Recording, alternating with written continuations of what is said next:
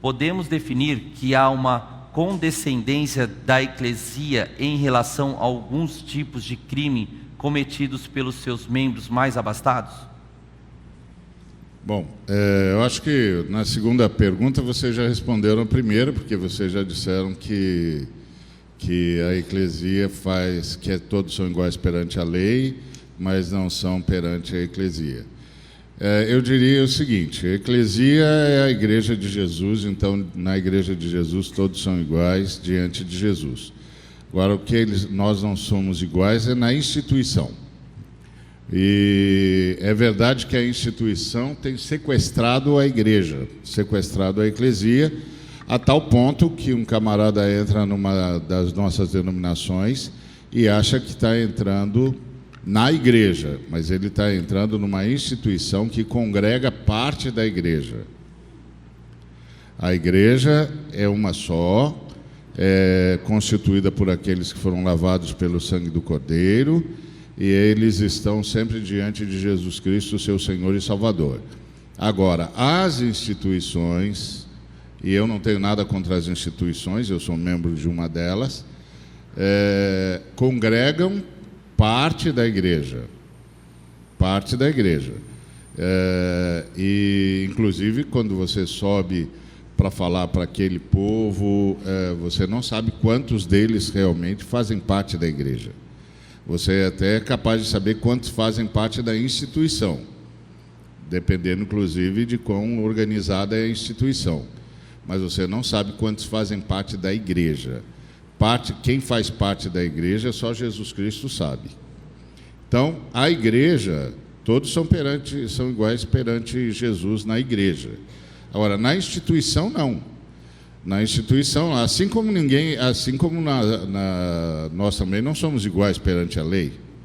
Depende do país onde você mora. Aqui no Brasil, por exemplo, todos são iguais, mas uns são mais iguais do que outros perante a lei.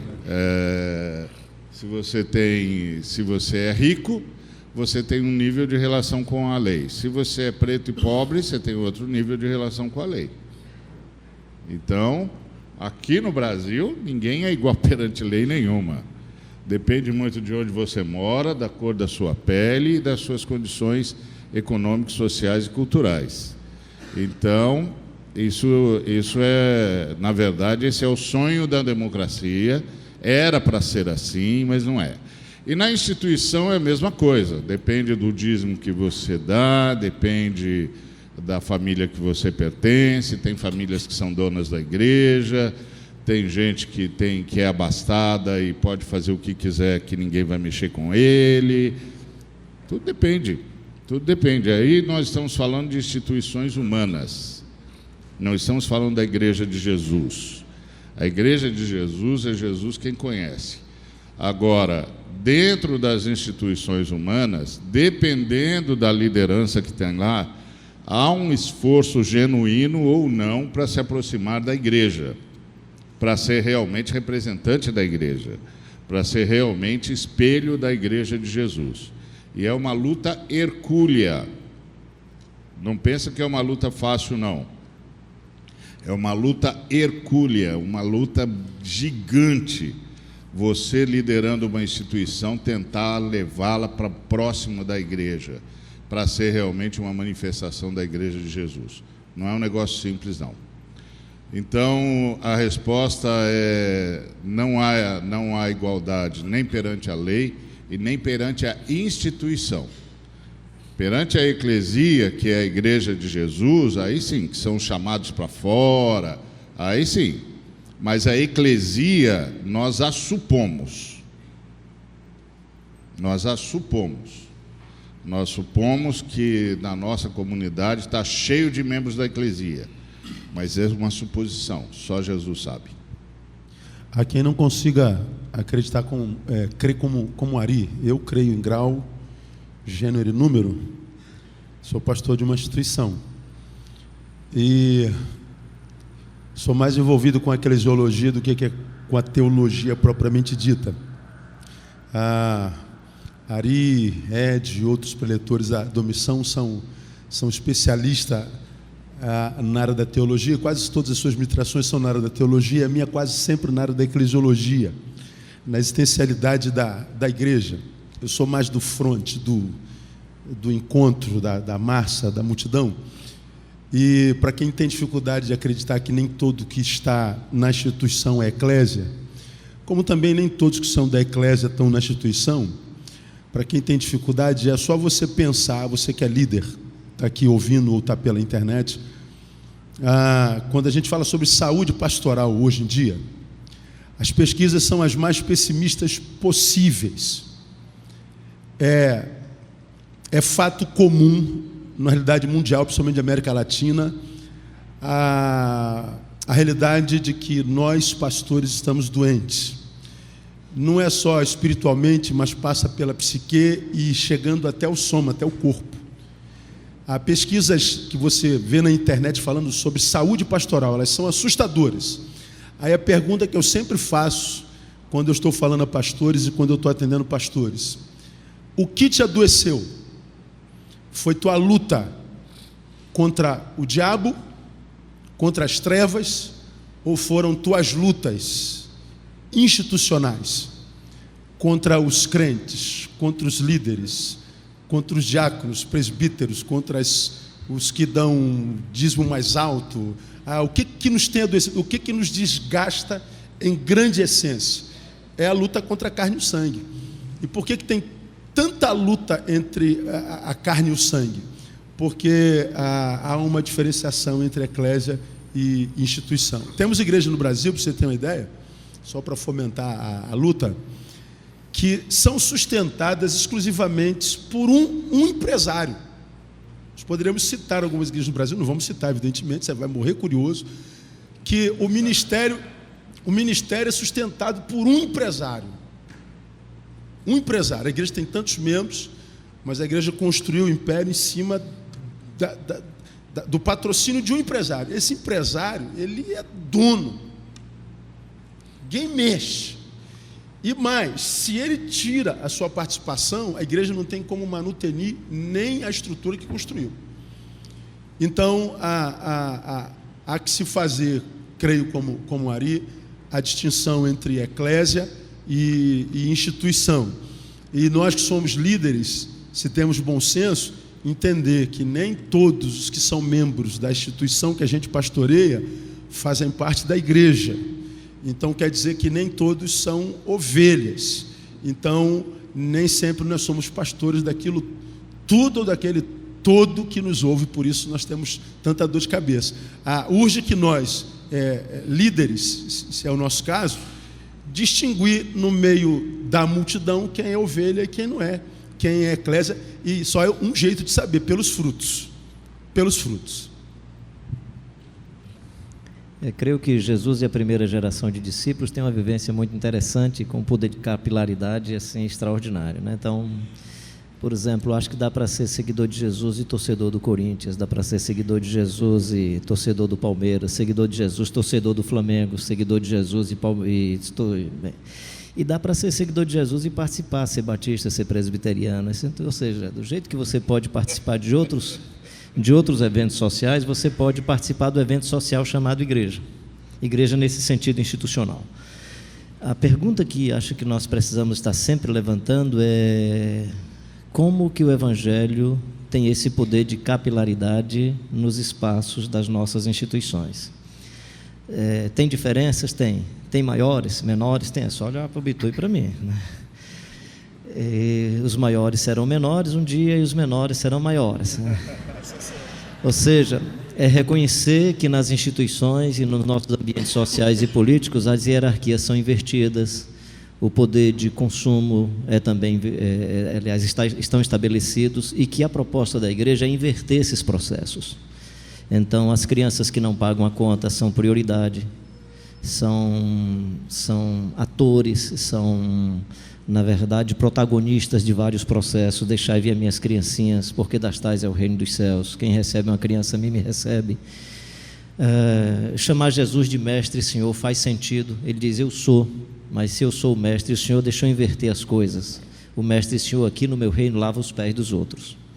Então, as nossas instituições, os nossos modelos sociais, eles estão estabelecidos na sua arquitetura, no seu design, de tal forma que eles vão comunicar a dominação, a dependência, quem é maior, quem é menor.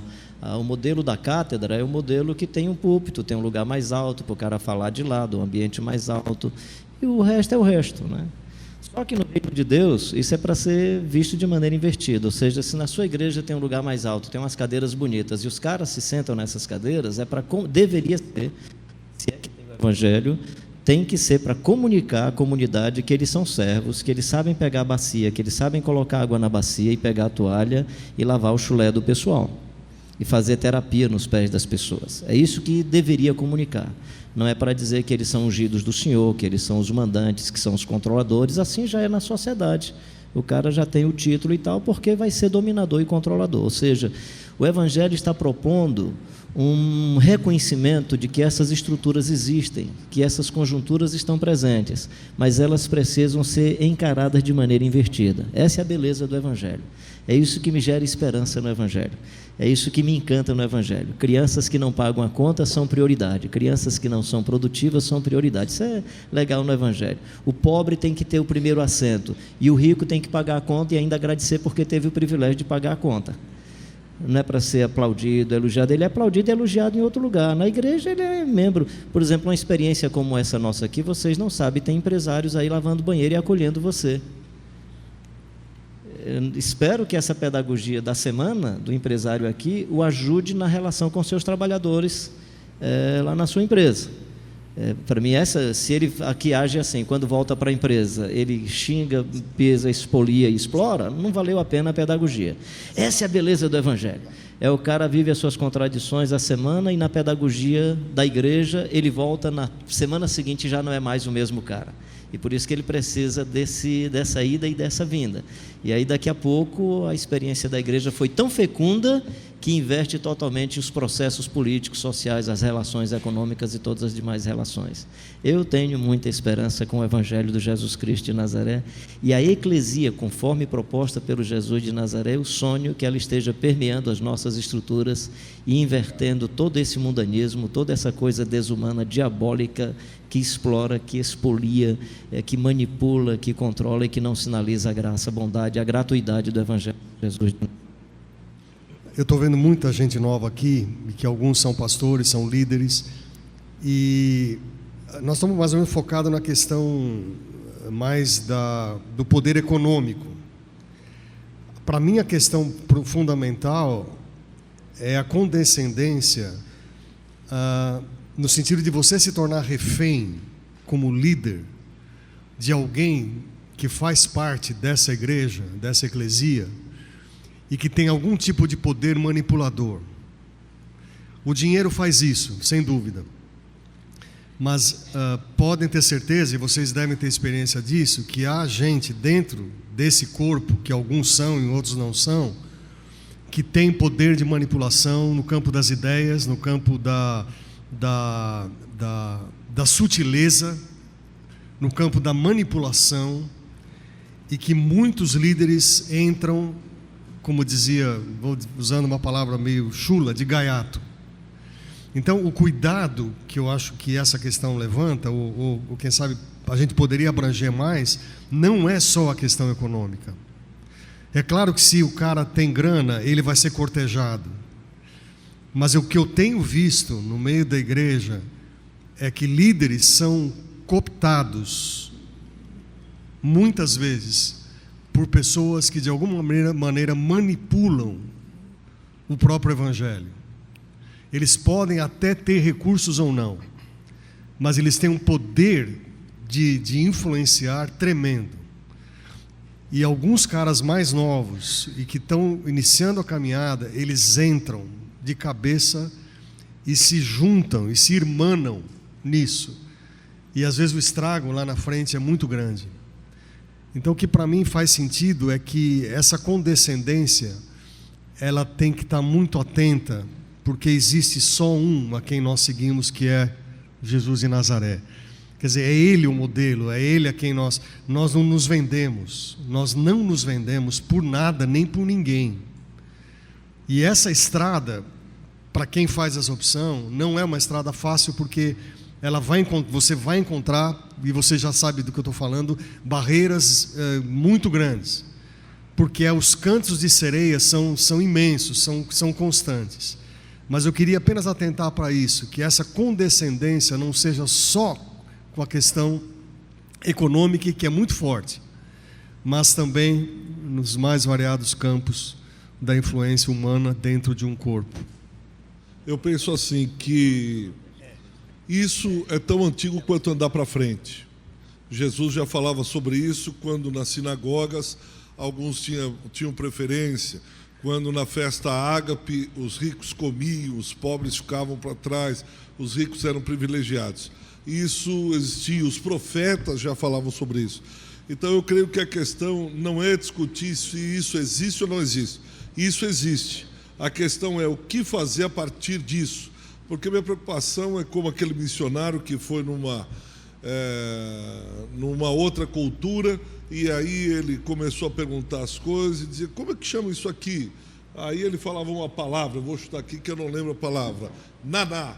Aí ele perguntava, isso aqui, naná, e isso, naná, e aquilo, naná, e aquilo, naná. E aí quando chegou o colega, ele disse, vai ser muito difícil a tradução, porque essa cultura, uma só palavra, tem vários significados, é muito complexo isso. E aí esse missionário mais experiente foi acompanhar esse missionário mais novo, e aí ele percebeu como ele perguntava. Aí ele entendeu e disse, não, acho que você está entendendo errado. Naná é o dedo. Então quando você pergunta isso, ele está falando, isso chama naná. Aquilo naná, naná é o dedo. Então ele ficou parado. O que eu quero dizer com isso? Ficamos parados nisso, tem ou não tem isso, etc. Tal. Mas o que fazer a partir daí?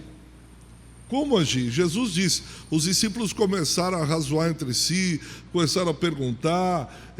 Uma certa feita o evangelista disse que mandou a mãe perguntar, os filhos de Zebedeu, perguntando, olha, quando o senhor chegar no reino, eles estão subindo para Jerusalém, deixa um sentar à direita, outro à esquerda, etc, etc. E Jesus tem uma frase para mim é essencial nisso. Entre vós não é assim. As autoridades, o pessoal faz diferença. Aí no mundo, o maiorzão, todo mundo quer ser o maiorzão. Aí no mundo, todo mundo quer ser o bacana. No mundo, os maiores, os menores se submetem aos maiores, etc, etc. Mas entre vós não é assim. Como o Carlinhos disse, no reino de Jesus de Nazaré é o contrário. Aquele que quer ser o maior, seja o menor. Aquele que quer ser servido, sirva. Quem quer ser o número um, seja o menor de todos. Então, eu acho que como nós podemos, e aí também o que o Oswaldo disse, tem muitos jovens aqui, e ontem, quando nós estávamos aqui, eu comecei a pensar nisso, né? Todos, pode ver os 4 de cabelo branco, né? Os 4 aqui de cabelo branco, eu disse, caramba, eu sou o mais novo de todos. O único que ainda estou conservado, mas como eles envelheceram, né? O outro nem cabelo tem. Nem o cabelo quer ficar perto da cabeça desse homem aí.